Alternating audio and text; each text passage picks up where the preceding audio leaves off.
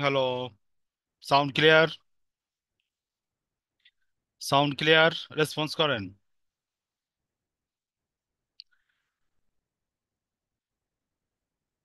Sound clear. হুম, response করেন। আল্লাহ।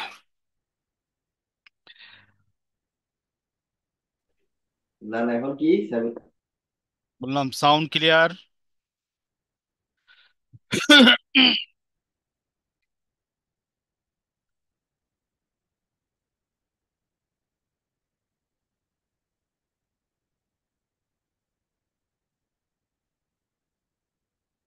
Hello. সালাম আলাইকুম স্যার, ভালো আছেন?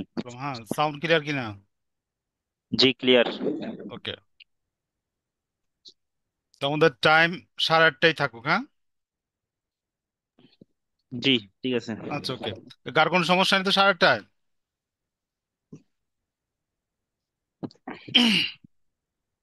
তবে 8:30 লেট করবেন না, ঠিক আছে?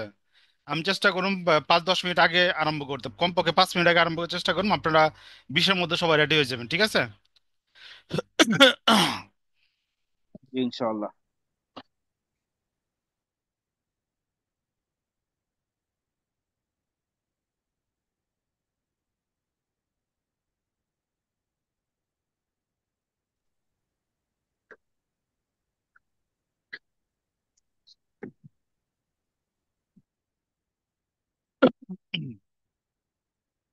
আচ্ছা, তো আমরা শুরু করি, হ্যাঁ। আমরা আজকে শুরু করুন 6 নম্বর চ্যাপ্টার, হ্যাঁ। ক্যাপিটাল কর্পোরেট ফিন্যান্সের 6 নম্বর চ্যাপ্টার শুরু করুন। এটা একটা ইজি চ্যাপ্টার।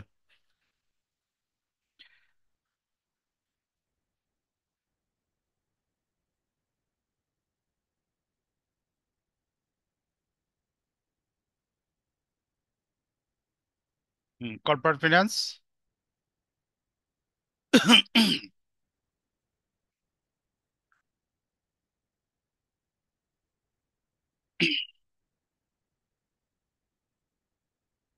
Capital budgeting.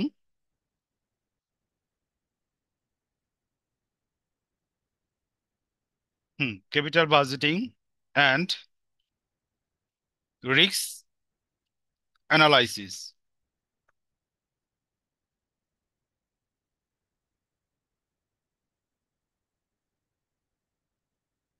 ঠিক আছে, capital budgeting and risk analysis.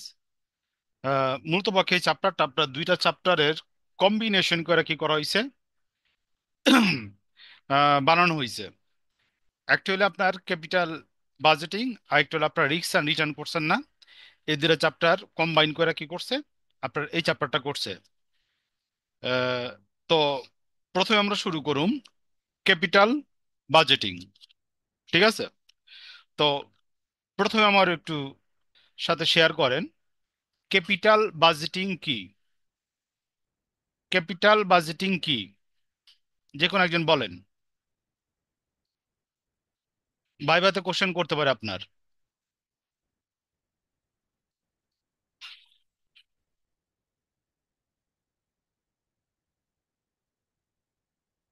Ripon বলেন ক্যাপিটাল বাজেটিং কি।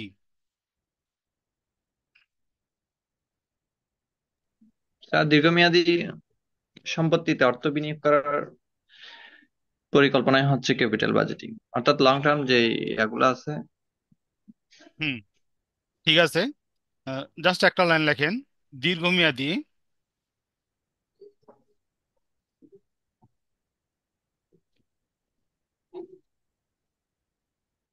বিনিয়োগ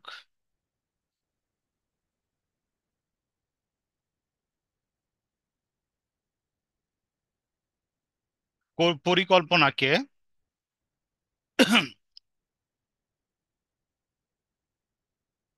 ক্যাপিটাল বাজেটিং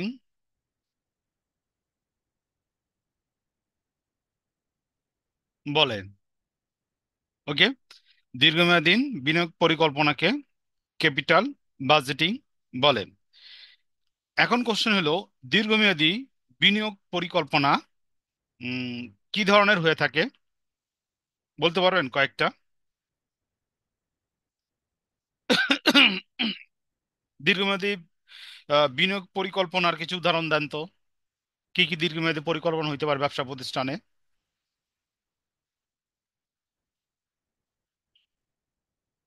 হুম, না পারলে না বলেন। হ্যালো। আপনি বলে দেন স্যার। আচ্ছা দেখেন, আমি কয়েকটা বলি। কোনো নতুন প্রকল্পে কোনো নতুন যন্ত্রপাতি ক্রয়, ঠিক আছে, কোনো নতুন যন্ত্রপাতি ক্রয়, ঠিক আছে, যন্ত্রপাতি ক্রয়, আহ, অর্থাৎ একটা কোম্পানিতে কোনো অ্যাসেট আপনি কিনবেন কিনা, এবং কিনলে এটা লাভবান হবে কিনা, ওই সংক্রান্ত সিদ্ধান্ত আপনি ক্যাপিটাল বাজেটিং এর মাধ্যমে নিতে পারবেন, ঠিক আছে। আর একটা সম্পত্তি আপনি দীর্ঘদিন যাবত কি করতে পারেন, ব্যবহার করতে পারেন। দীর্ঘদিন যাবত কি করেন, একটা সম্পত্তি ব্যবহার করেন, তো এটারে কি বলে, ক্যাপিটাল বাজেটিং, ঠিক আছে। আবার ধরেন যন্ত্রপাতি প্রতিস্থাপন, ঠিক আছে, যন্ত্রপাতি প্রতিস্থাপন স্থাপন, বর্তমানে একটা যন্ত্রপাতি বিদ্যমান আছে, নতুন একটা যন্ত্রপাতি কিনবেন, কিনলে কি আপনি লাভবান হইবেন ওইটা কিনা, নাকি লোকসান হইবে আপনার ব্যবসা প্রতিষ্ঠানের, এই সংক্রান্ত সিদ্ধান্ত আপনি ক্যাপিটাল বাজেটিং এর মাধ্যমে নিতে পারবেন, ঠিক আছে। উৎপাদন ব্যবস্থা সম্প্রসারণ, উৎপাদন ব্যবস্থাপনা, কি করছো দাঁত, আম্মু ডাক দাও, তুমি ইয়ে করো না, তুমি আব্বুর কও। উৎপাদন ব্যবস্থাপনা তুমি নিজে করো না, এর কারেন্ট এরিয়া। উৎপাদন ব্যবস্থাপনা সম্প্রসারণ, ঠিক আছে। যেমন বর্তমান আপনার যে পরিমাণ উৎপাদন বিদ্যমান আছে, আপনি যদি প্রোডাকশন ক্যাপাসিটি বাড়াইতে চান, তখন আপনার নতুন অনেক কিছু কি করতে হইব, সংযোজন করতে হইব। এই সংযোজন করতে যাইয়া করতে যে আপনার যেই স্টেপগুলো পার করতে হইব, এবং স্টেপগুলো পার করার পর যেই আর্থিক সম্পত্তি আপনি বিনিয়োগ করবেন, এইটা আপনার প্রফিটেবল হইবে কিনা, এই সংক্রান্ত সিদ্ধান্ত আপনি ক্যাপিটাল বাজেটিং এর মাধ্যমে জানতে পারবেন। ক্যাপিটাল বাজেটিং এর প্রক্রিয়া বা ধাপগুলা, এটা আপনি নিজে পড়া নিবেন। ক্যাপিটাল বাজেটিং প্রক্রিয়া বা ধাপগুলা, এটা আপনি নিজে পড়া নিবেন, ঠিক আছে। তো আমি আর তীর আলোচনা করলাম না, আমি ছোটখাটো অঙ্কে চলে যাই।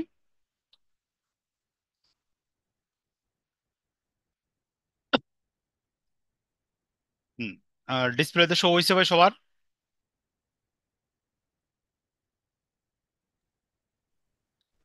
জি জি স্যার। স্যার। আচ্ছা দেখেন, উম, প্রথম আমার একটু বলেন, কোন সম্পত্তি ক্রয় করার পর ওই সম্পত্তির আহ, ক্রয় মূল্য কেমন নির্ধারণ করবেন, কে একটু বলতে পারবেন?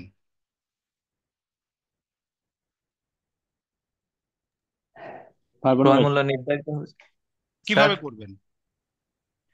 ক্রয় মূল্য নির্ধারণ করার জন্য ওই সম্পত্তির যত টাকা দিয়ে ক্রয় করছি তার সাথে পরিবহন কস্ট, এরপর ইনস্টলমেন্ট কস্ট, সবগুলা অ্যাড করে তারপর ক্রয় মূল্যটা নির্ধারিত হবে।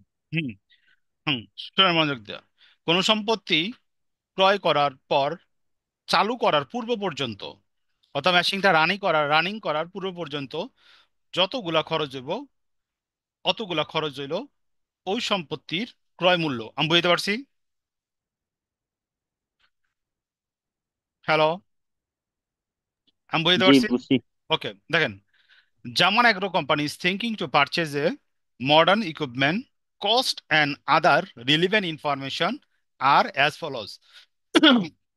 Purchase price 2 lakh, installation charge 30,000, import duty at rate of 20% of purchase price, freight and insurance 10,000, dock charge 10,000, working capital required 16,000, salvage value 40,000, estimated life 8 year.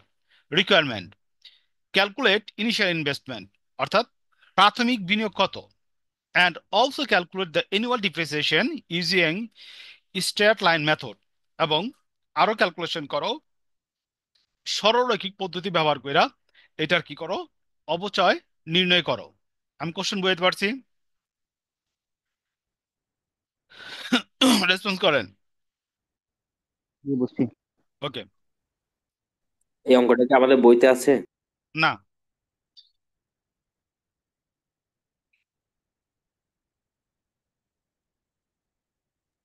দেন রিকোয়ারমেন্টে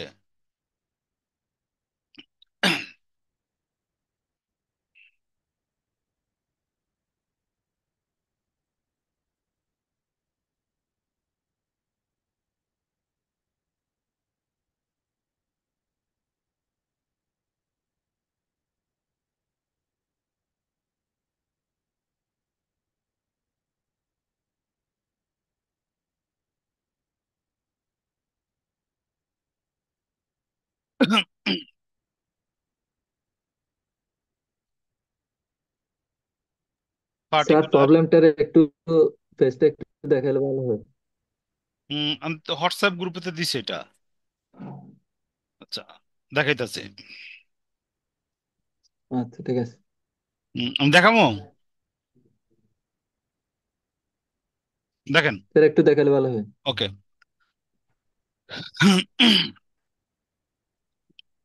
দেখেন, দেখছেন? জি স্যার। ওকে।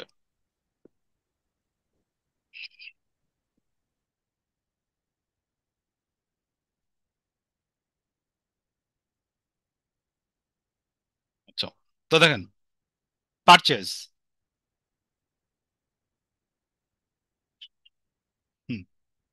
এখানে পারচেজ দেখেন, আমার এখানে পারচেজ দেওয়া আছে কত? 2 লাখ। ওকে। এর সাথে অ্যাড হবে আমার add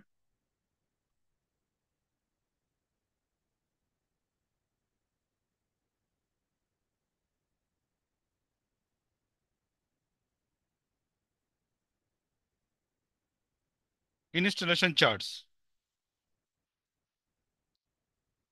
30,000। Import duty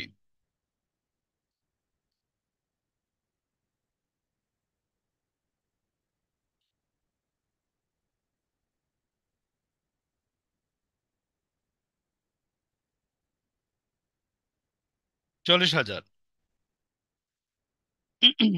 pride and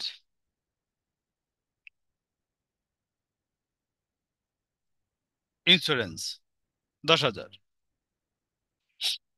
doc charge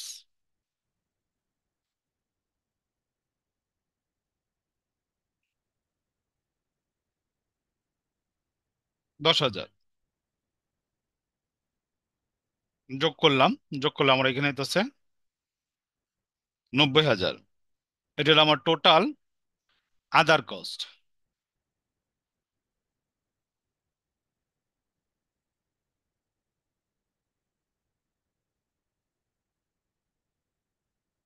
যোগ করলে আমার হচ্ছে 2,90,000।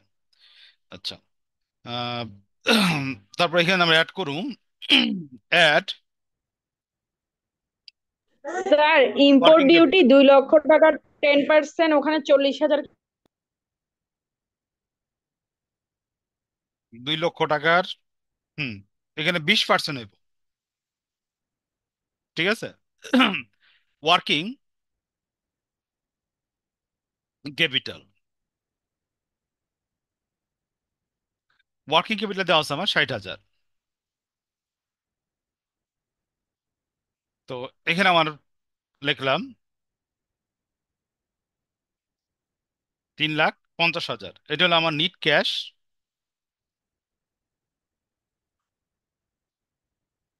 আউটফ্লো অথবা ইনভেস্টমেন্ট। ইনভেস্টমেন্ট ঠিক আছে। আর এটা এটা হইলে গিয়ে আমার বেসিস ফর ডিপ্রিসিয়েশন। আমার যে ডিপ্রিসিয়েশন ধরতে বলা হয়েছে, আমরা 3,90,000 টাকার উপর ডিপ্রিসিয়েশন ধরবো।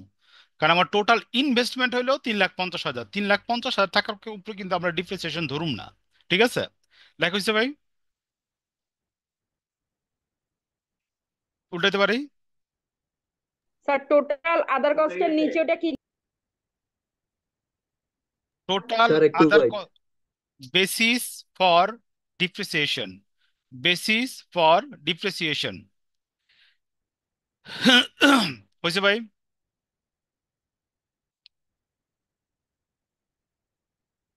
স্যার 2টা মিনিট। আচ্ছা।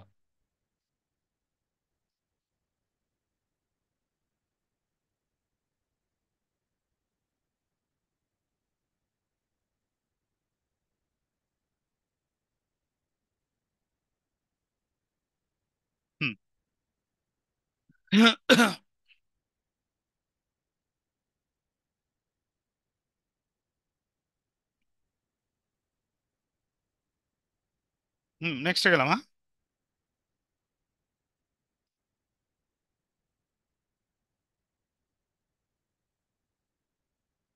আচ্ছা, তারপর দেখেন রিকোয়ারমেন্ট টু। ঠিক আছে, রিকোয়ারমেন্ট টু আমরা কি করুম, অ্যানুয়াল ডিপ্রিসিয়েশন বের করুম।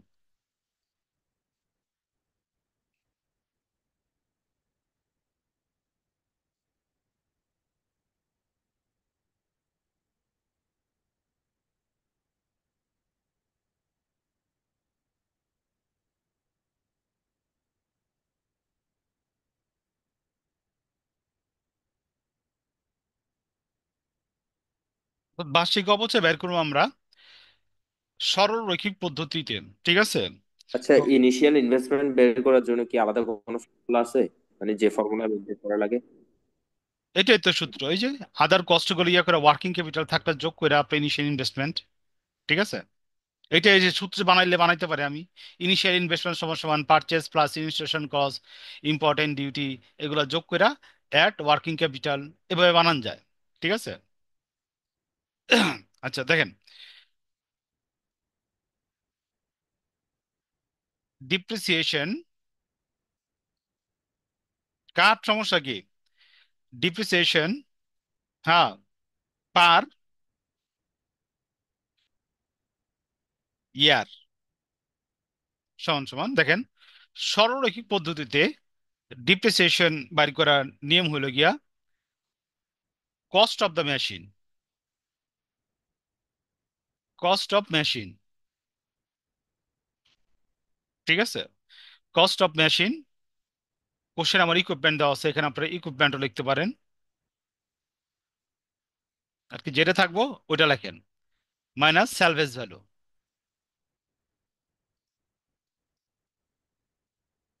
নিচে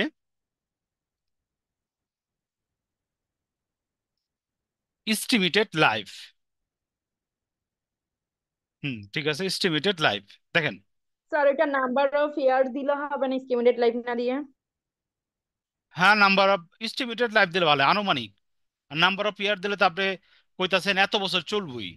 ঠিক আছে, এস্টিমেটেড লাইফটা পারফেক্ট হয়, নাম্বার অফ ইয়ার দিলে সমস্যা নেই। আচ্ছা দেখেন, আমাদের কস্ট অফ দ্য ইকুইপমেন্ট ছিল কত, 2,90,000, মাইনাস স্যালভেজ ভ্যালু আমার অঙ্কতে দেওয়া আছে একবারে লাস্টে দেখেন 40,000, এস্টিমেটেড লাইফ দেওয়া আছে 8 ইয়ার, 8 ইয়ার সমান সমান ডিপ্রিসিয়েশন আমার বেড়াই কত টাকা, 31,250 টাকা বেড়ায় কি এস্টিমেটেড লাইফ। হুম, এতটুকু ক্লিয়ার?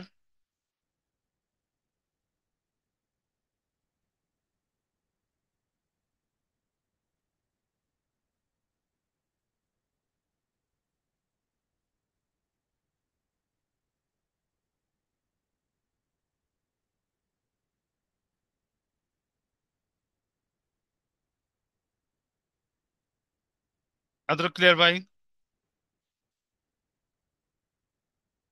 জি ভাই, ক্লিয়ার হয়েছে। আচ্ছা।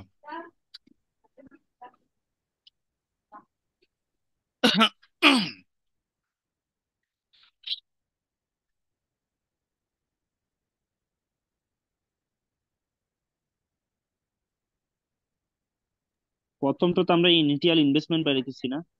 হুম,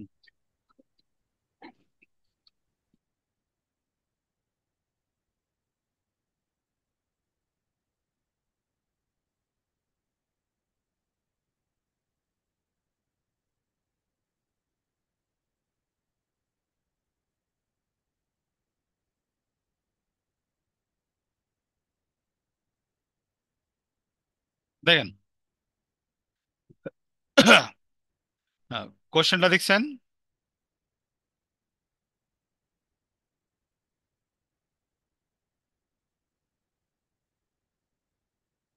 হ্যালো, ডিসপ্লেতে শো হয়েছে? জি স্যার। ওকে, দেখা যাচ্ছে। আচ্ছা, দেখেন পড়তেছে। A company is considering an investment proposal to installation a new machine at a cost of টাকা 15,000। কোম্পানি চাইতেছে, বিবেচনা করতেছে, একটা নতুন প্রপোজাল আছে, বিনিয়োগ সিদ্ধান্ত আছে, একটা নতুন মেশিন কিনবো বা ইনস্টলেশন করব, যার দাম হইলো 50,000 টাকা।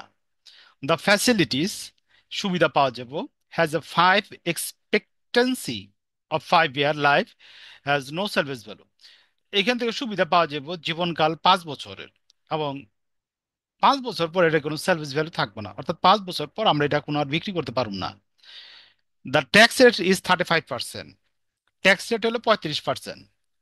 Assume the farm using straight line depreciation, farm কি করে, সরলরৈখিক পদ্ধতিতে অবচয় রাখে, যেটা আমরা একটু আগে বের করলাম। And same is allow for tax purpose, ঠিক আছে, এবং ট্যাক্সও কি সেম রেটে, যেটা বলে দিছে। The estimated cash flow before depreciation and tax, CFBT, cash flow before tax, CFBT হলো cash flow before tax from the investment proposal are as follows: year 1 taka 10,000, year 2 taka 10,692, year 3 12,769, year 4 30,462, year 5 20,000 3,385 টাকা। অর্থাৎ 1 2 3 4 5 বছরের cash flow দেওয়া আছে, ঠিক আছে, before, cash flow before depreciation and tax. আচ্ছা, compute the following: payback period, average rate of return, internal rate of return, net present value at 10% discount rate, and profitability index, and লাস্টে বলছে comments on the acceptance of the proposal, comments of the acceptance of the proposal, ঠিক আছে। এখন বলছে লাস্টের দিকে comments করো, এই প্রপোজালটা তুমি গ্রহণ করবা কি করবা না। কোশ্চেন আমি বুঝাইতে পারছি? হ্যালো, কোশ্চেন বুঝছেন? জি, জি বুঝতে স্যার। পারছি। ওকে, জি স্যার।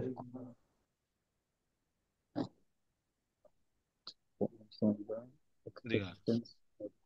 হুম।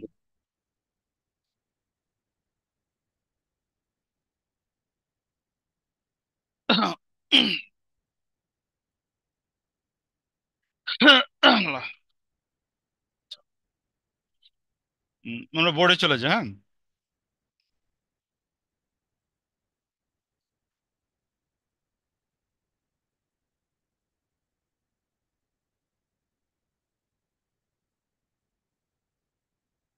তো দেখেন,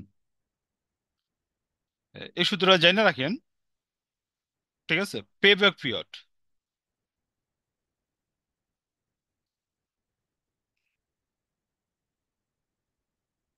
pay back period for equal cash flow.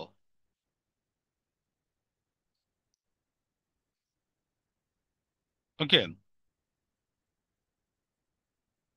Pay back period সমান সমান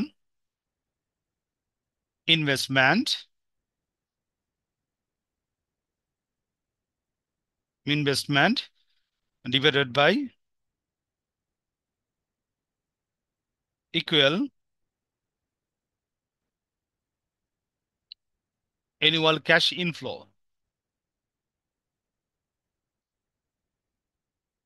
অ্যানুয়াল ক্যাশ ইনফ্লো, ঠিক আছে। এই সূত্র ইউজ করবেন যখন আপনার নগদ প্রবাহ সমান থাকবো। যেমন অঙ্কটাতে 10,000 10,500 এরকম না, যদি 10,000 10,000 10,000 থাকে, তখন আপনার পে ব্যাকটা এভাবে বের করবেন, ঠিক আছে।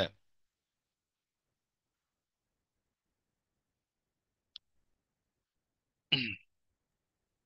এই সূত্রের ক্ষেত্রে মানে অসমান থাকলে না? না, এটা সমান থাকলে, যেটা আমরা লিখে আচ্ছা। দিলাম, ঠিক আছে।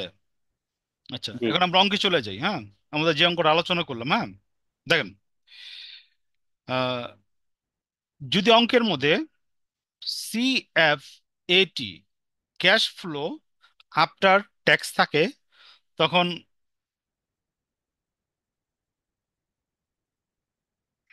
না না না, ভুল বললাম। দেখেন, যদি অঙ্কের মধ্যে CFBT থাকে, ঠিক আছে, যদি অঙ্কের মধ্যে CFBT থাকে, তখন আমার CFAT করে নিতে হইব, cash flow before after tax করে নিতে হইব, বিফোর ট্যাক্স আফটার ট্যাক্স আমার করে নিতে হইব, ঠিক আছে।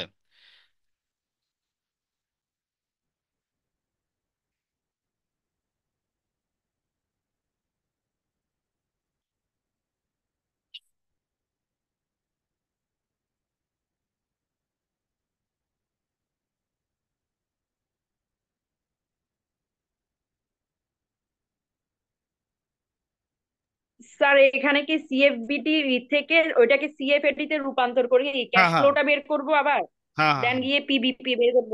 হ্যাঁ হ্যাঁ হ্যাঁ, এটাই প্রথমে আমি বললাম। 3 PBT ট্যাক্স।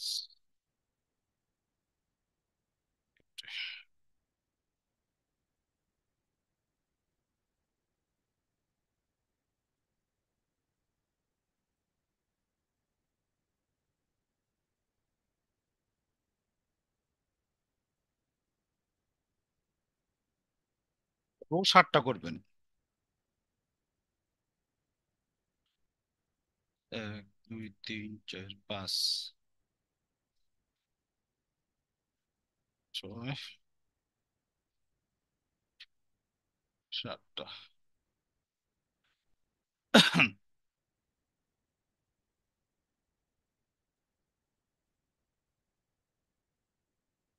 আচ্ছা, determine determine of cash flow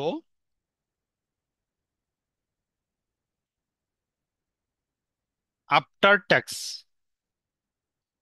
CFAT।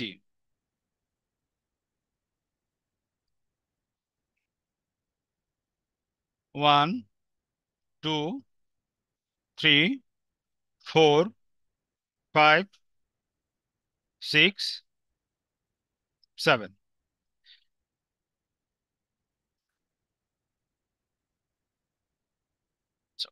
প্রথম লেখেন ইয়ার, ইয়ার, ঠিক আছে। তো অঙ্কটাতে আমার ইয়ার হলে গা 5টা, 1 2 3 4 5।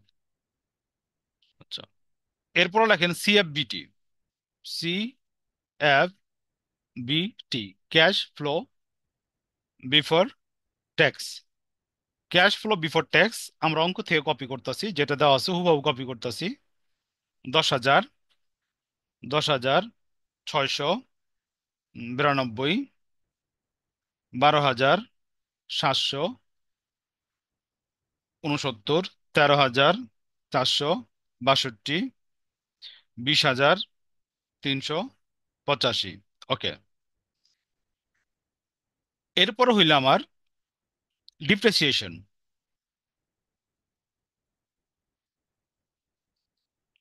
ডিপ্রিসিয়েশন এটা আমরা কি করুম, ক্যালকুলেশন। ডিপ্রিসিয়েশন কি করুম, ক্যালকুলেশন করুম, ঠিক আছে। ওয়ার্কিংস, ওয়ার্কিংস, ডিপ্রিসিয়েশন সমান সমান cost minus residual value, সেলভেজ value আরেকটার নাম, রেসিডুয়াল ভ্যালু, এক্সপেক্টেড লাইফ অথবা এস্টিমেটেড লাইফ যেটা লেখেন, 50,000 ভাগ 5 সমান সমান টাকা 10,000।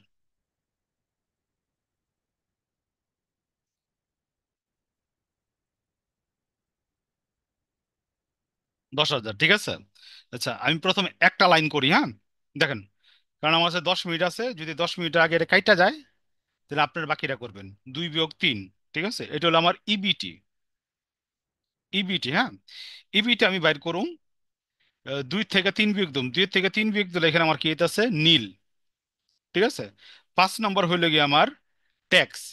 ঠিক আছে, ট্যাক্স হলো @ 35%। ট্যাক্স @35%, এই জায়গাটা একটু আমরা ইয়ে করি। আচ্ছা, ট্যাক্সটা আমরা ধরুম হইল গিয়া ইয়ার উপর, এই যে ইবিটির উপর। ট্যাক্স ইবিটি @35% দিয়ে দেই।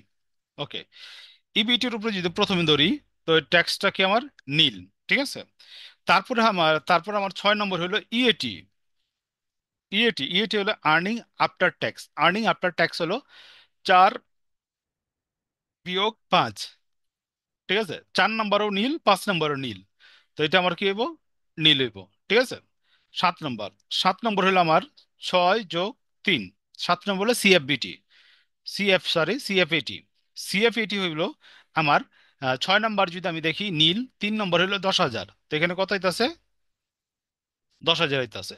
আমি প্রসেসটা বুঝাইতে পারছি? স্যার 4 নাম্বার, 5 নাম্বার, 6 নাম্বার কলমের প্রথম বছর কি নীল আসছে? হ্যাঁ, নীল আসছে, কারণ আমার এখানে তো নীল। ঠিক আছে। এরপর দেখেন, এরপরটা দেখেন আমার কত ডিপ্রিসিয়েশন। ডিপ্রিসিয়েশন প্রত্যেকটাই 10,000।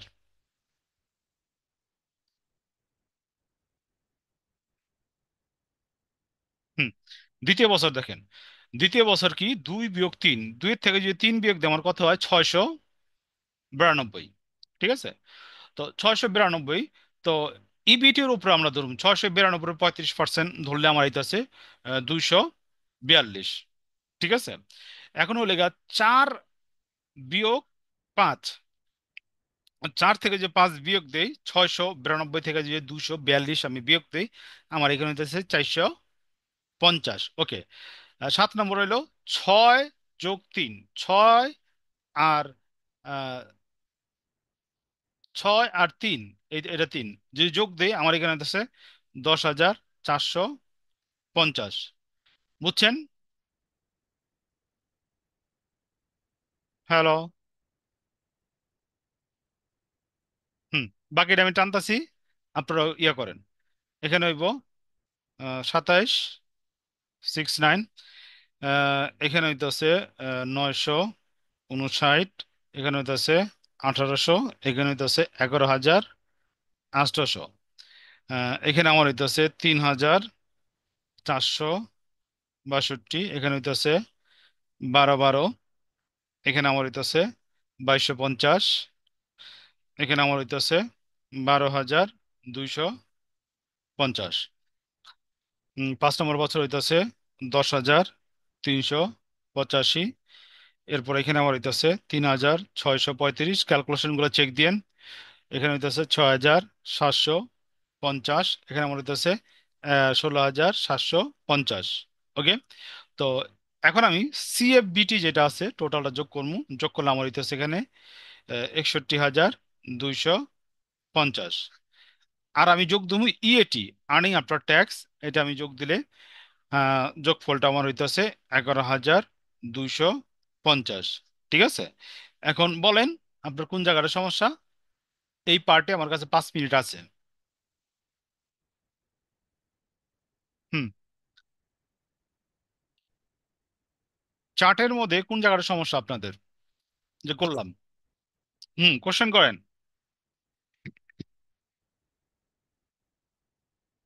স্যার ফার্স্ট লাইন এটা নীল কেন আসছে? আচ্ছা, ফার্স্ট লাইন নীল কেন হয়েছে দেখেন। ইবিটি, ঠিক আছে, ইবিটি হইলো 2-এর থেকে 3 বিয়োগ দেবো। 2 আমার কত আছে, 10,000। 3 আমার কত আছে, 10,000। 10,000 থেকে 10,000 বিয়োগ দিলে তো নীল। আর নীলের উপরে তো আমি ট্যাক্স দিতে পারবো না, যেহেতু আমার আর্নিং আচ্ছা ঠিক বিফোর আছে। ট্যাক্স নাই, নীল দিতে পারলাম না। আর এটাও তো নীল, কারণ এটার থেকে এটা বিয়োগ দিলে এটাও তো নীল। বুঝতে পারছি? আচ্ছা, আর কারো কোনো কোশ্চেন আছে? জি স্যার। না ভাই, বুঝছি। আচ্ছা, তো এটা বুঝছেন, এটা ক্যালকুলেশন করে চেক দেন। নেক্সট পার্টে আমরা বাকি যে ফুল অঙ্ক আছে, নেক্সট পার্টে আমরা বাকি ফুল অঙ্কটা করব, ঠিক আছে?